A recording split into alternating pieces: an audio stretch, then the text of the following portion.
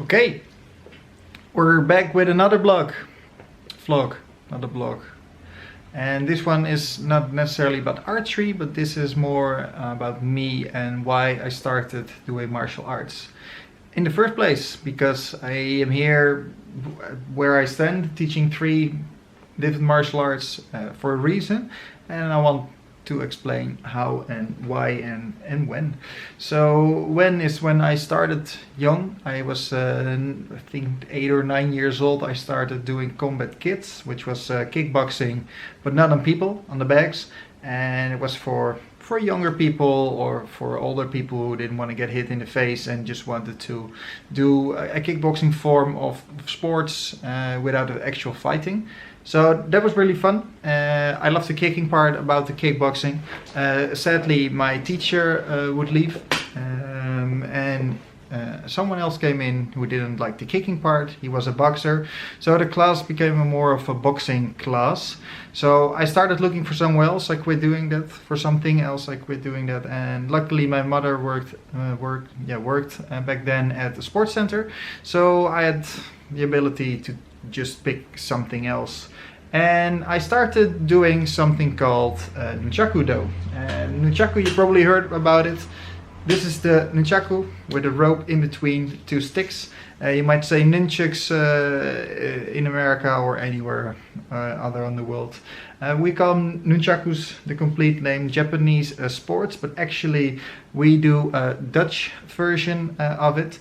And normally the nunchaku is only part of a weapons part of karate or sometimes even in Korean sports the nunchaku is part of it, but mostly it's not the main focus it's never on nunchaku. So this sport is the main focus on nunchaku. It's a special safety nunchaku, so it's made of foam, so you can hit each other with it. There's a whole combat system in it.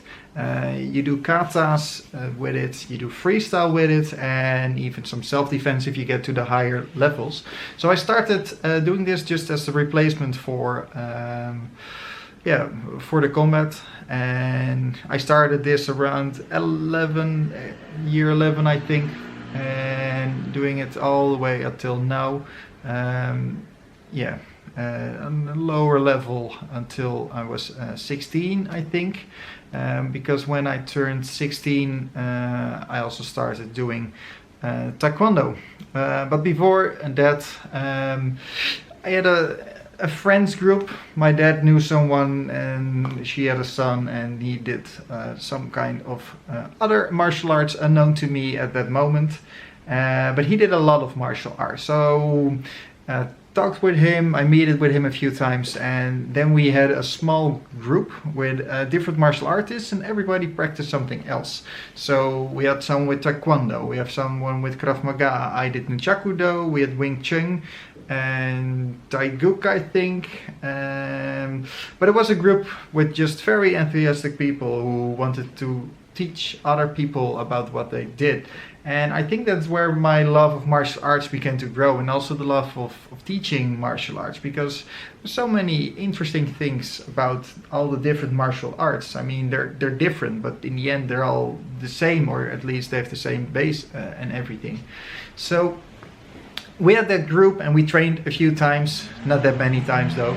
And along with that group I started learning Taekwondo a little bit. The group fell apart. I tried Taekwondo in Amstelveen where I lived, and first I did WTF.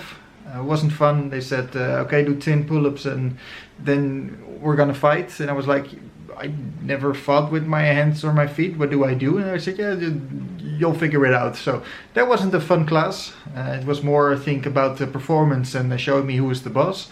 I don't really care about that. So a year later I tried ITF Taekwondo with my good friend and teacher David at the moment. And ITF Taekwondo was really a turning point for me, because it was more relaxed and more about in a very good easy flow learning. Since I already did some Taekwondo and kicking, I went to a yellow belt pretty quick, and also then to a green belt pretty quick. And at that point I wanted still to do more. I watched Lord of the Rings, so I was a fan of archery. like I was a fan of kicking, but never did anything with it. So during the Taekwondo part, my master David was like, I'm starting this new thing. It's called Kummooyeh, and it consists of archery and sword fighting, Korean style. And I was like, sure, I want to do archery. And he was like, yes, but also sword fighting. Okay, well, sword fighting is also fun. So I started doing that. And after a few months, there came a Korean master with an instructor program to the Netherlands.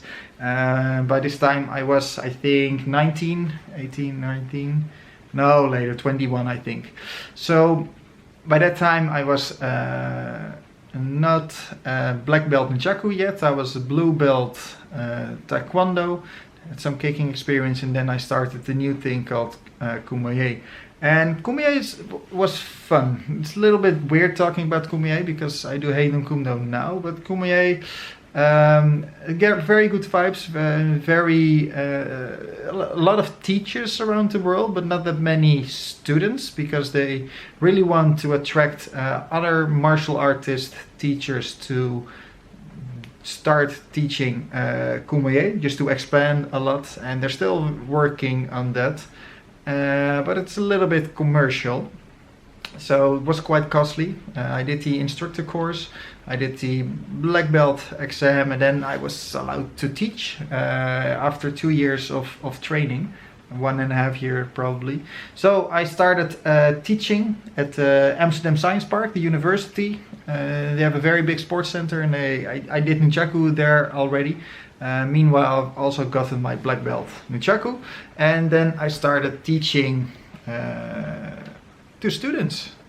And I think I was very lucky with that, because like the first class I started with sword fighting with Kummooyeh, there were questions I couldn't even answer because I didn't know, never thought about that. And I've taught children, I've taught more older people, and there's something about teaching students that's really, really interesting. The age they are at, they give you a lot of satisfaction of teaching, and they ask questions that make you think about your martial arts even more. So at that time I wanted to really get into teaching more martial arts.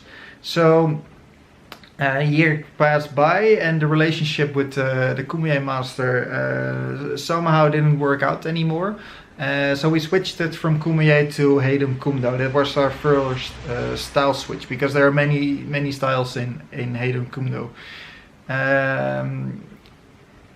My black belt was transferred to the Haedong Kumdo, and I started teaching Haedong Kumdo instead of. So on Mondays I would get taught this and that, and then I would use that later on Tuesdays and Fridays in my own class.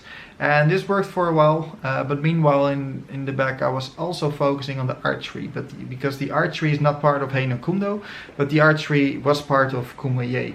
And luckily back then I had a big garden, so I could practice archery, and later I moved, so no more practicing in the backyard. I live in the city center now, but meanwhile I was really liking the archery. Next to the sword fighting, is both really fun, but archery, I started doing Kummooyeh for the archery. So by now I was thinking and working on it, and by now I have my own archery club as well.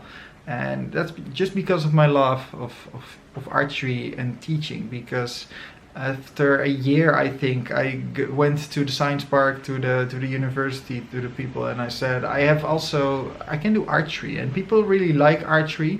They come in for archery, not only the sword fighting, but mostly for, I want to try archery, let's make a separate course out of it.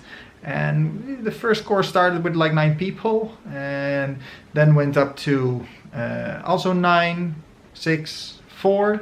So not that popular, but later on next year it started growing, 11, 15, and this year even 25 people in one course. For one teacher, that's a lot, since most of the people never did archery, and that means I had to my girlfriend had to help as an assistant. So this is the timeline, and I kept teaching more. I have my own nunchaku group now.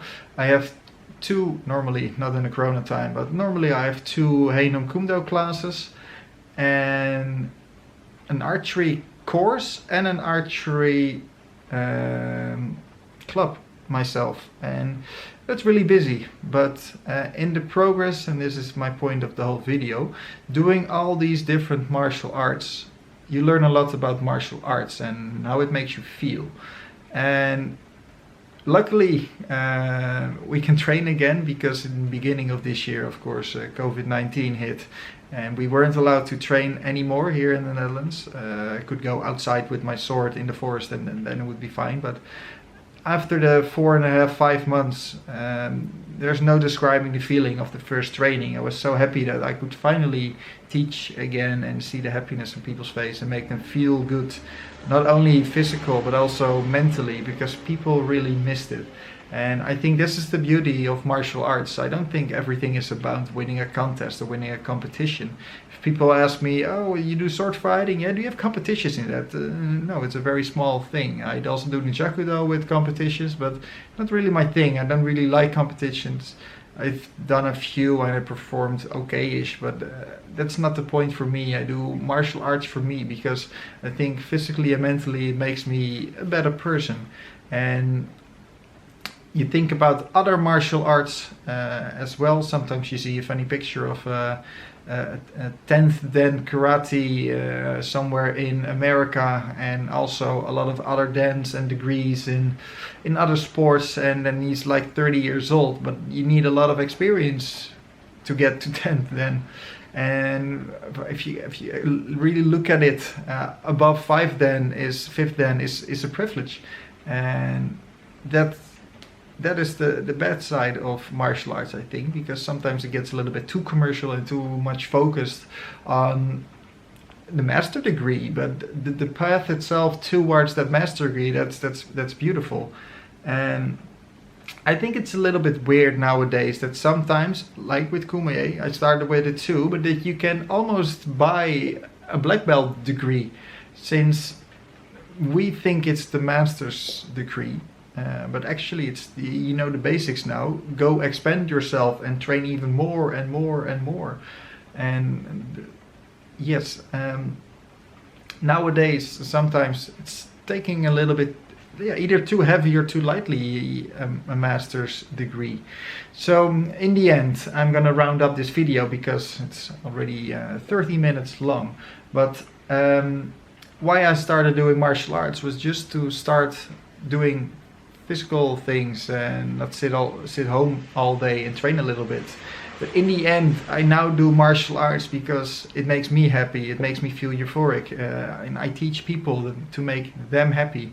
And if I teach people, people overcome fear, overcome stress. They're relieved from their normal daily life, and I think that feeling that I give those people reflects back on me, while doing something with my hands and physical and everything. I think it makes everyone mentally a better person, and at least I hope so, that all my students think about this like this. But I think the world is a better place with some martial arts. Not very competitive ones, of course, that's also good, because you need some competition to grow. Without competition there's no growth.